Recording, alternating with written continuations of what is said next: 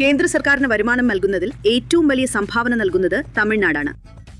ഞങ്ങളുടെ BJP സ്ഥാനാർത്ഥിയെ മാത്രം തെരഞ്ഞെടുത്താൽ ഞങ്ങൾ നിങ്ങൾക്ക് മെട്രോ തരും. തമിഴ്നാട് കേന്ദ്ര സർക്കാരിന്റെ ഭാഗമല്ലേ? നടന് അനുകൂലമായി പോകേണ്ട വോട്ടുകൾ അത് പ്രധാനമായും ആരാധകരെ അടിസ്ഥാനമാക്കിയുള്ളതാണ്. അത് എത്രത്തോളം കൃത്യമായി വോട്ടുകളായി മാറുമെന്ന് ആർക്കും ഉറപ്പില്ല. വരാനിരിക്കുന്ന തെരഞ്ഞെടുപ്പിൽ 200-ലധികം സീറ്റുകളോടെ ഞങ്ങൾ വലിയ ഭൂരിപക്ഷത്തിൽ വിജയിക്കും. ഞങ്ങൾ ഷോളിംഗനല്ലൂരിലാണ് വോട്ടർമാരുടെ എണ്ണത്തിന്റെ കാര്യത്തിൽ ഏറ്റവും വലിയ നിയോജക മണ്ഡലങ്ങളിലൊന്ന്. എന്റെ കൂടെ ചെന്നൈ സൗത്ത് MP തമിഴച്ചി തങ്കപാണ്ഡ്യനും അതുപോലെ ഇവിടുത്തെ സ്ഥാനാർത്ഥിയായ ശ്രീ രമേശ്. ഇതൊരു വളരെ സവിശേഷമായ നിയോജക മണ്ഡലമാണ്. അതെ, പല വിധങ്ങളിൽ. ഈ തെരഞ്ഞെടുപ്പിലെ എക്സ് ഫാക്ടർ എന്ന് വിശേഷിപ്പിക്കപ്പെടുന്ന ആ ഒരാൾ, അദ്ദേഹം ഇവിടെ നിന്ന് മത്സരിക്കുന്നില്ലെങ്കിലും താമസിക്കുന്നത് നീലങ്കരയിലാണ്. ശ്രീ വിജയ്. ഇവിടെ 2 വിഭാഗം ആളുകളുണ്ട്, അതായത് IT രംഗത്തുള്ളവരും അതുപോലെ തീരദേശ ജനതയും. നിങ്ങൾ ജനങ്ങളോട് എന്താണ് പറയുന്നത്? ഈ തെരഞ്ഞെടുപ്പ് പ്രാദേശികമായ പ്രശ്നങ്ങളെക്കുറിച്ചാണോ അതോ നിങ്ങൾ സംസാരിച്ചുകൊണ്ടിരിക്കുന്ന വലിയ വിഷയങ്ങളെക്കുറിച്ചാണോ? ധ്രുവീകരണം, മതേതരത്വം, ഡൽഹിയും തമിഴ്നാടും. തീർച്ചയായും ഈ പ്രധാനപ്പെട്ട തെരഞ്ഞെടുപ്പിനെ, പ്രത്യേകിച്ച് ഈ നിയോജക മണ്ഡലത്തിൽ നിങ്ങൾ പ്രധാനമായും 2 പോയിന്റുകളായി 2 കാഴ്ചപ്പാടുകളിൽ നോക്കേണ്ടതുണ്ട്. ഒന്ന്, നമ്മുടെ മുഖ്യമന്ത്രി ദ്രാവിഡൻ മോഡൽ പാരമ്പര്യത്തിന്റെ പതാക ഏന്തുന്ന മുത്തുവേൽ കരുണാനിധി സ്റ്റാലിൻ. അദ്ദേഹം തറപ്പിച്ചു പറഞ്ഞ ആഖ്യാനമാണ്, അതായത് ജനങ്ങൾ ശ്രദ്ധിക്കേണ്ട പ്രധാനപ്പെട്ട വിഷയങ്ങൾ. കാരണം ഇത് തമിഴ്നാടും ഡൽഹിയും തമ്മിലുള്ള ഒരു തെരഞ്ഞെടുപ്പാണ് എന്നത്. കാരണം ഇത് ധ്രുവീകരണവും മതേതരത്വവും തമ്മിലുള്ള ഒരു പോരാട്ടമാണ്.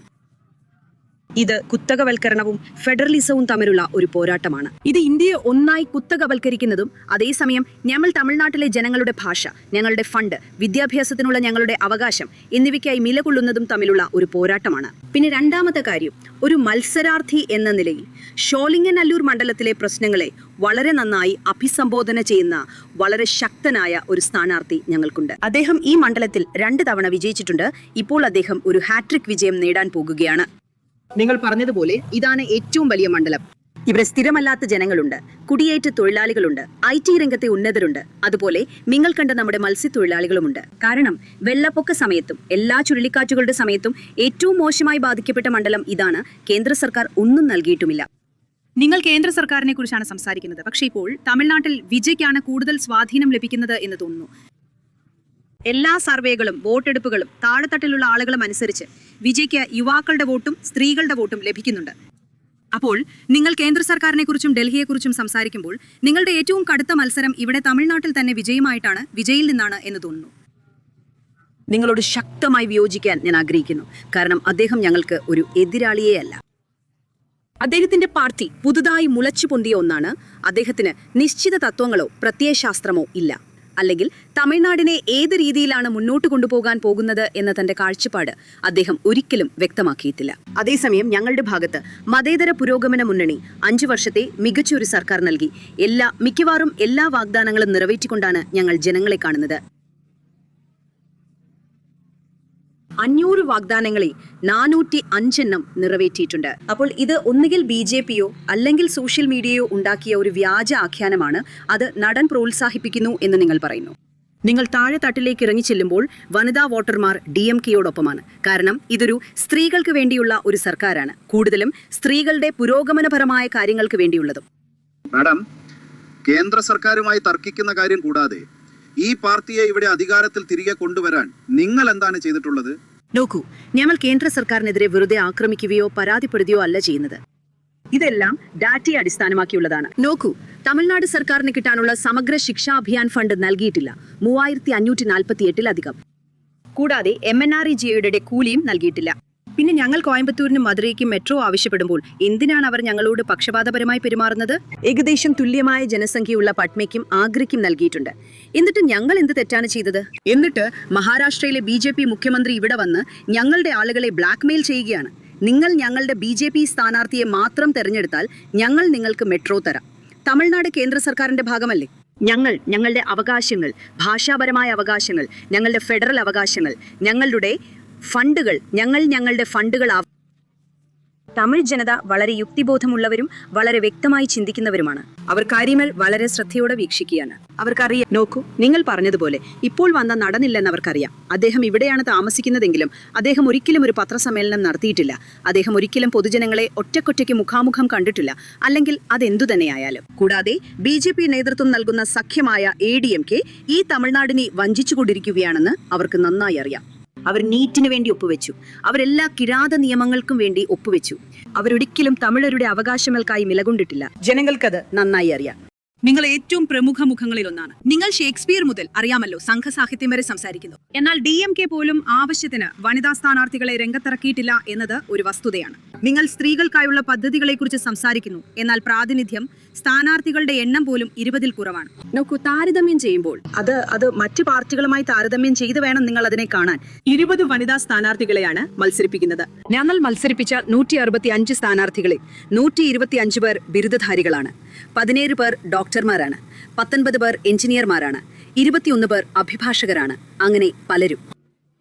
നോക്കൂ, അത് വെറുമൊരു സൗജന്യമോ പണം നൽകലോ അല്ല എന്ന രീതിയിലാണ് നിങ്ങൾ അതിനെ കാണേണ്ടത്. അതെല്ലാം സ്ത്രീകളെ ഉന്നമിപ്പിക്കാനും അവരുടെ ശാക്തീകരണത്തിനും വേണ്ടിയുള്ളതായിരുന്നു. 1989 കലൈഞ്ചറാണ് പണ്ട് 1989 സ്ത്രീകൾക്ക് സ്വത്തവകാശം കൊണ്ടുവന്നത്. തദ്ദേശ സ്വയംഭരണ സ്ഥാപനങ്ങളിലേക്കുള്ള തിരഞ്ഞെടുപ്പിൽ 50% സംവരണം നടപ്പിലാക്കിയത് ഞങ്ങളുടെ മുഖ്യമന്ത്രിയാണ്. 6000-ലധികം കൗൺസിലർമാരുണ്ട്. അടിത്തട്ടിലുള്ള ഉന്നമനവും രാഷ്ട്രീയത്തിൽ സ്ത്രീകളുടെ ശാക്തീകരണവും കൂടുതൽ പ്രാധാന്യമർഹിക്കുന്നതാണെന്ന് നിങ്ങൾ എന്നോട് യോജിക്കുന്നില്ലേ? ഞങ്ങളുടെ മുഖ്യമന്ത്രി അല്ലാതെ മറ്റാരാണ് അത് ചെയ്തിട്ടുള്ളത്? നിങ്ങളുടെ സർക്കാരിനെതിരെയുള്ള വലിയ ആരോപണങ്ങളിൽ ഒന്ന് അഴിമതി വളരെ ദൂരം പോയിരിക്കുന്നു എന്നതാണ്. പ്രത്യേകിച്ച് ഗ്രാമപ്രദേശങ്ങളിൽ അവിടെ പണം നൽകിയില്ലെങ്കിൽ എന്തിനും അനുമതി ലഭിക്കാൻ വളരെ പ്രയാസകരമായിരിക്കുന്നു. ഇത് വീണ്ടും ഒരു പഴഞ്ചൻ വാദമാണ്. BJP അവരുടെ കയ്യിൽ ഒരു വാഷിംഗ് മെഷീൻ ഉണ്ട്. അതിനെല്ലാ അഴിമതിക്കാരായ രാഷ്ട്രീയക്കാരെയും വാഷിംഗ് മെഷീൻ ഉള്ളിലിട്ട് പുറത്തെടുത്ത് അവർക്ക് ക്ലീൻ ഷീറ്റ് നൽകിയതായി പ്രഖ്യാപിക്കാൻ കഴിയും ഒരു വശത്ത്. പിന്നെ AIADMK എല്ലായിലും കുറ്റവിമുക്തരാക്കപ്പെട്ടത് ആരാണെന്ന് നിങ്ങൾക്കറിയാമല്ലോ. ഞാൻ ഉദ്ദേശിച്ചത് എല്ലാ കേസുകളിലും ശിക്ഷിക്കപ്പെട്ടത് ആരാണെന്നും എത്ര മുൻ ADMK മന്ത്രിമാരുടെ കേസുകൾ കെട്ടിക്കിടക്കുന്നുണ്ടെന്നും.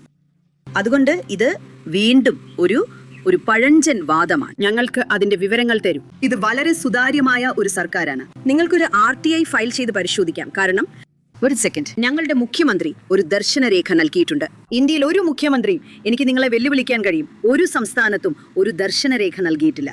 ഈ 5 വർഷം കൊണ്ട് ഞങ്ങൾ ഈ കാര്യം ചെയ്തിട്ടുണ്ട്. ഞങ്ങൾ 2.0 എന്നുള്ള ഈ കാഴ്ചപ്പാടുമായി മുന്നോട്ട് പോവുകയാണ്. പദ്ധതികളെ സംബന്ധിച്ചിടത്തോളം നിങ്ങൾക്ക് ഡാറ്റ പരിശോധിക്കാവുന്നതാണ്. അവ എത്രത്തോളം സുതാര്യമാണ് നിങ്ങൾക്കറിയാമോ? കരാറുകൾ പോലെ അവ എങ്ങനെയാണ് നൽകിയിട്ടുള്ളതെന്നും എല്ലാം ഓൺലൈനിലാണ്. അപ്പോൾ നിങ്ങൾ പറയുന്നത് ഭരണവിരുദ്ധ വികാരം ഇല്ലെന്നാണോ? എല്ലാവരും പറയുന്നു വലിയ ഭരണവിരുദ്ധ വികാരമുണ്ടെന്ന്. അത് വീണ്ടും ഒരു വ്യാജ പ്രചാരണമാണ്. ഒരു തരി പോലും ഭരണവിരുദ്ധ വികാരമില്ല. നിങ്ങൾക്ക് താഴെത്തട്ടിലിറങ്ങി ജനങ്ങളെ പരിശോധിക്കാം. ഞങ്ങളോടൊപ്പം യാത്ര ചെയ്ത് ആവേശകരമായ സ്വാഗതം കാണുകയുമാവാം.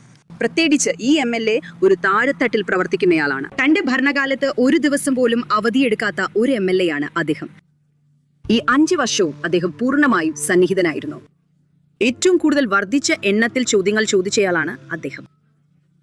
അദ്ദേഹം ആ 5 MLA-മാരിൽ ഒരാളാണ്.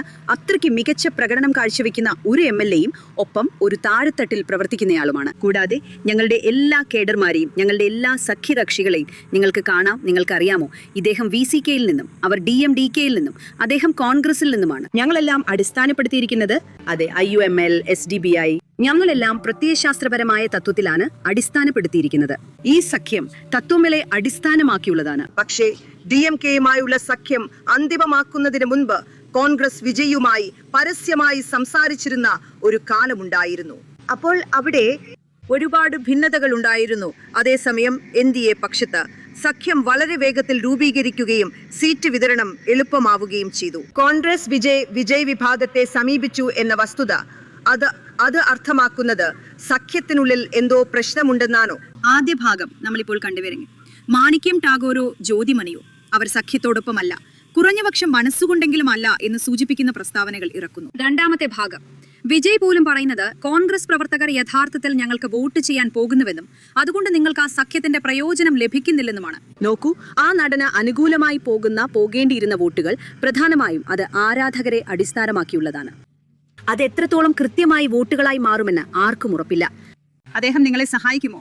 ഇല്ല, തീർച്ചയായും അതെ. നോക്കൂ, അദ്ദേഹത്തിന് വലിയ ആരാധക വൃന്ദം ഉള്ളതുകൊണ്ട് മാത്രം എല്ലാവരും പോയി വോട്ട് ചെയ്യുമെന്ന് അർത്ഥമാക്കുന്നില്ല.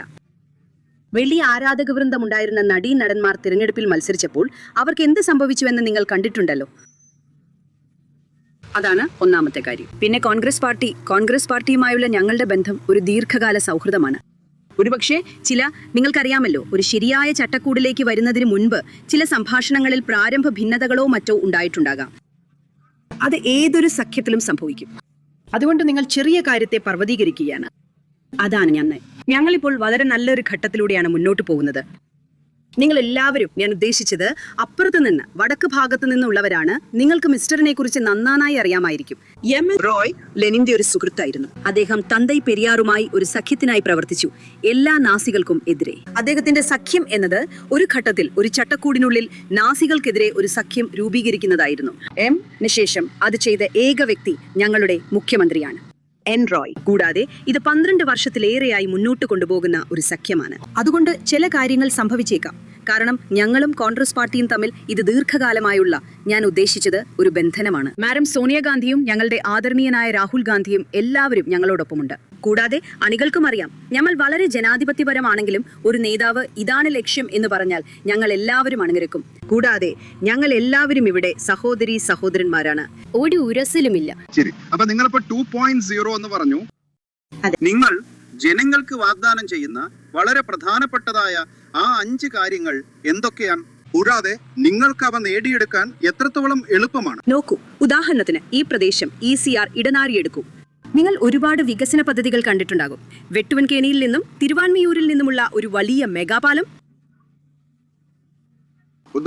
ഉദണ്ടി അതിന് തുടക്കം കുറിച്ചിട്ടുണ്ട്. കൂടാതെ നിങ്ങൾക്ക് ഒരുപാട് യു-ടേൺ പാലങ്ങളും കാണാം. വ്യവസായങ്ങളുടെ ഒരു കേന്ദ്രമായ ഈ സ്ഥലത്ത് തൊഴിലാളികളെ ഒരുപാട് അടിസ്ഥാന സൗകര്യങ്ങളോടെ നവീകരിച്ചിട്ടുണ്ട്. ഈ 2.0 വിഷൻ സ്റ്റേറ്റ്മെന്റിൽ ഇതിൽ ഞങ്ങൾ എന്ത് ചെയ്തിട്ടുണ്ടോ അത് മെച്ചപ്പെടുത്തും. ഉദാഹരണത്തിന് മകളിർ ഉരിമൈ തുക അല്ലെങ്കിൽ വിടിയൽ പയണം അത് 2000 രൂപ വരെയായി ഉയർത്തും. നിങ്ങളുടെ മാധ്യമത്തോട് ഒരു കാര്യം വളരെ വ്യക്തമാക്കാൻ ഞാൻ ആഗ്രഹിക്കുന്നു. ഇവിടെയൊന്നും സൗജന്യമല്ല, എല്ലാം സാമൂഹിക നീതിയെ അടിസ്ഥാനമാക്കിയുള്ളതാണ്. കലഞ്ചർ മകളിർ ഉരിമൈ തുകയ്ക്ക് നൽകിയിട്ടുള്ള വിശേഷണം നോക്കൂ. അതൊരു അവകാശമാണ്. നോക്കൂ, നിങ്ങൾക്കറിയാമല്ലോ, ലിംഗാധിഷ്ഠിത ഡാറ്റകൾ പറയുന്നത് സ്ത്രീകൾ ഇക്കാലം അത്രയും അവരുടെ വീടുകളിൽ അംഗീകരിക്കപ്പെടാത്ത വേതനമില്ലാത്ത ജോലി ചെയ്തു വരുന്നുണ്ടെന്നാണ്. ഞങ്ങൾ അവരുടെ അവകാശങ്ങളെ അംഗീകരിക്കുന്നു. അതിനാൽ അത് വർദ്ധിപ്പിക്കും. പ്രഭാത ഭക്ഷണം 8ാം ക്ലാസ് വരെയും വർദ്ധിപ്പിക്കും. പിന്നെ ഒരുപാട് നെല്ല് സംഭരണ വില പോലും വർദ്ധിപ്പിക്കും. എല്ലാ കാർഷിക നിയമങ്ങളും നിങ്ങൾക്കറിയാമല്ലോ, കിരാതമായിരുന്നവ ഭേദഗതി ചെയ്യുകയും അത് അനുകൂലമാക്കുകയും ചെയ്യും. എവിടെ നിന്നാണ് ഈ പണം വരുന്നത്? ഞാൻ ഉദ്ദേശിച്ചത് എല്ലാ സംസ്ഥാനങ്ങളും വലിയ കമ്മിയിലാണ്, നിങ്ങളുടേത് ഉൾപ്പെടെ. പിന്നെ നിങ്ങൾ എവിടെ നിന്നാണ് ഈ പണം കണ്ടെത്താൻ പോകുന്നത്? കേന്ദ്ര സർക്കാരിന്റെ വരുമാനത്തിലേക്ക് ഏറ്റവും കൂടുതൽ സംഭാവന നൽകുന്നത് തമിഴ്നാടാണ് എന്ന വസ്തുത ഞാൻ ദയവായി ചൂണ്ടിക്കാണിക്കാൻ ആഗ്രഹിക്കുന്നു. ഞങ്ങൾ കേന്ദ്ര സർക്കാരിന്റെ വരുമാനത്തിലേക്ക് വളരെയധികം സംഭാവന ചെയ്യുന്നുണ്ട്. എന്നാൽ ഞങ്ങൾക്ക് അവകാശപ്പെട്ടത് ഞങ്ങൾ ചോദിക്കുമ്പോൾ, ഉദാഹരണത്തിന് അധികാര വികേന്ദ്രീകരണം, നികുതികളിലെ 50%, GST, സെസ് ഒന്നും നൽകിയിട്ടില്ല. ഞങ്ങൾ, പ്രത്യേകിച്ച് ഞങ്ങളുടെ മുഖ്യമന്ത്രി, വെറുതെ കടം വാങ്ങുകയോ കടങ്ങൾ വർദ്ധിപ്പിക്കുകയോ മാത്രമല്ല ചെയ്യുന്നത്. കഴിഞ്ഞ 5 വർഷമെടുത്താൽ അദ്ദേഹം തമിഴ്നാടിന്റെ ഉൽപാദനശേഷി വർദ്ധിപ്പിക്കുകയാണ്. അദ്ദേഹം 3-ലധികം പ്രധാന വ്യാവസായിക ഉച്ചകോടികൾ നടത്തിയിട്ടുണ്ട്. നിക്ഷേപകരെ ആകർഷിക്കാൻ അദ്ദേഹം രാജ്യങ്ങൾ സന്ദർശിച്ചിട്ടുണ്ട്. അതുകൊണ്ട് അദ്ദേഹം വെറുതെ ഇരുന്നിട്ട് കടം വാങ്ങുകയല്ല, അങ്ങനെയല്ല, അദ്ദേഹം അത് സന്തുലിതമാക്കുന്നുണ്ട്. ഒരുപാട് കോളിളക്കങ്ങളുമായി ഉൽപാദനത്തിൽ സംഭവിച്ചുകൊണ്ടിരിക്കുന്ന നിങ്ങൾക്ക് ഹ്യൂണ്ടായി കമ്പനി ഇവിടെ കാണാം, ഫോർഡ് കമ്പനി ഇവിടെ കാണാം. മിനിഞ്ഞാന്ന് പോലും അതിന്റെ എല്ലാ തുകൽ ഉൽപ്പന്നങ്ങളിലും തമിഴ്നാടാണ് 1ാം സ്ഥാനത്ത്. മായി താരതമ്യം ചെയ്യുമ്പോൾ. പിന്നെ വളരെ പ്രധാനപ്പെട്ട ഒരു കാര്യം, ഞങ്ങൾ ഞങ്ങളുടെ കടങ്ങൾ വർദ്ധിപ്പിക്കുകയാണെന്ന് നിങ്ങൾ പറയുമ്പോൾ 10 വർഷത്തിന് ശേഷം 2 സമ്പദ് വ്യവസ്ഥ കൈവരിച്ച് 11.19 ഞങ്ങൾക്ക് എങ്ങനെയാണ് മികച്ച പ്രകടനം നടത്താൻ കഴിയുക? ഇതെല്ലാം ഡാറ്റയാണ്. നിങ്ങളുടെ പാർട്ടിക്കെതിരായ ഒരു വിമർശനം അത് വളരെ കുടുംബത്തെ അടിസ്ഥാനമാക്കിയുള്ളതാണെന്നതാണ്. നിങ്ങൾ കുടുംബത്തെ പ്രോത്സാഹിപ്പിക്കുന്നുവെന്നതാണ്. ആ വിമർശനം പറ്റിപ്പിടിക്കുന്ന ഒന്നാണ് അല്ലേ? അതായത് അവർ പറയുന്നത് നിങ്ങൾ മിസ്റ്ററിനെ പ്രോത്സാഹിപ്പിച്ചു എന്നാണ്. ഉദയനിധി അങ്ങനെ ഉടൻ തന്നെ ഉപമുഖ്യമന്ത്രിയായി. അപ്പോൾ ആരാണ് ഈ വിമർശനങ്ങളെല്ലാം ഉന്നയിക്കുന്നത്? BJP. ഉദാഹരണത്തിന് ബഹുമാനപ്പെട്ട മന്ത്രി പീയൂഷ് ഗോയൽ. അദ്ദേഹത്തിന് ആരുമില്ലേ? നിങ്ങൾക്കറിയാമോ? അദ്ദേഹത്തിന്റെ കുടുംബ പാരമ്പര്യം നോക്കൂ. കൂടാതെ നമ്മുടെ പ്രിയപ്പെട്ട ധർമ്മേന്ദ്ര പ്രധാനും. രാഷ്ട്രീയ കുടുംബത്തിൽ നിന്ന് വന്ന ഒരുപാട് കേന്ദ്രമന്ത്രിമാരുടെ പേരുകൾ എനിക്ക് പട്ടികപ്പെടുത്താൻ കഴിയും. കൂടാതെ AIADMKയ്ക്കും ഒരു പട്ടികയുണ്ട്. നിങ്ങൾക്കറിയാമോ, മന്ത്രിയുടെ മകൻ എന്ന പോലെ. അതിനർത്ഥം ഞങ്ങൾ വെറുതെ ന്യായീകരിക്കുകയാണെന്നല്ല. ഇവിടെ ഞാൻ ഉദാഹരണത്തിന് 2008 എന്റെ ജോലി രാജിവെച്ചു. എനിക്ക് 2019 ടിക്കറ്റ് നൽകപ്പെട്ടു. അതേപോലെ ഉദയനിധി സ്റ്റാലിനും യുവജന വിഭാഗത്തിന് നേതാവാക്കപ്പെട്ടു. അദ്ദേഹത്തിന്റെ കഴിവ് തെളിയിക്കേണ്ടതുണ്ടായിരുന്നു. കായിക യുവജന വികസന മന്ത്രി എന്ന നിലയിലുള്ള 5 വർഷത്തിനുള്ളിൽ അദ്ദേഹം ആ യുവജനങ്ങളെയും കായിക രംഗത്തെയും പ്രത്യേകിച്ച് കായിക മന്ത്രാലയത്തെയും ഇന്ത്യയിലെ ഏറ്റവും ഉയർന്ന തലത്തിലേക്ക് ഉയർത്തിയിട്ടുണ്ട്. അതുകൊണ്ട് ഒന്നും തലികയിൽ വെച്ച് നൽകിയിട്ടില്ല. ഉദാഹരണത്തിന് നമ്മുടെ നേതാവ് MK മുത്തുവേൽ കരുണാനിധി സ്റ്റാലിൻ, അദ്ദേഹം ഒരു പാർട്ടി നേതാവെന്ന നിലയിൽ ഏറ്റവും ഉയർന്ന പദവിയിൽ എത്തിയപ്പോൾ അദ്ദേഹം എത്ര വർഷം കാത്തിരുന്നുവെന്ന് നിങ്ങൾക്കറിയാമോ? ലോക ചരിത്രത്തിലുടനീളം 40 വർഷത്തിൽ കൂടുതൽ കാത്തിരുന്നത് വെറും 2 പേർ മാത്രമാണ്. ഒന്ന് റൗൾ കാസ്ട്രോ, ഫിദൽ കാസ്ട്രോയുടെ സഹോദരൻ. അദ്ദേഹം 43 വർഷം കാത്തിരുന്നു. നമ്മുടെ മുഖ്യമന്ത്രി അദ്ദേഹത്തെ പോലും മറികടന്നിരുന്നു. അദ്ദേഹം ഏറ്റവും ഉയർന്ന പദവികളിലേക്ക് വരാൻ 46 വർഷം കാത്തിരുന്നു.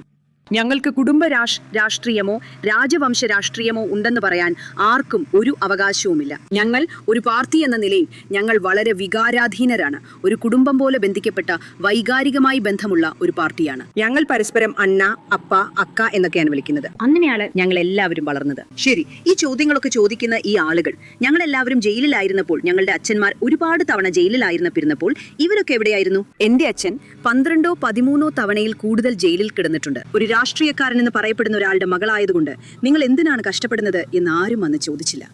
ഞങ്ങളുടെ കഴിവ് തെളിയിക്കുകയും താഴെത്തട്ടിലുള്ള ജനങ്ങളെ കാണിക്കുകയും ചെയ്തിട്ടുണ്ട്. അതേപോലെ ഉദയനിധി സ്റ്റാലിനും വളരെ കഴിവുള്ള പ്രകടനം കാഴ്ചവെക്കുന്ന ഒരാളായി സ്വയം തെളിയിച്ചിട്ടുണ്ട്.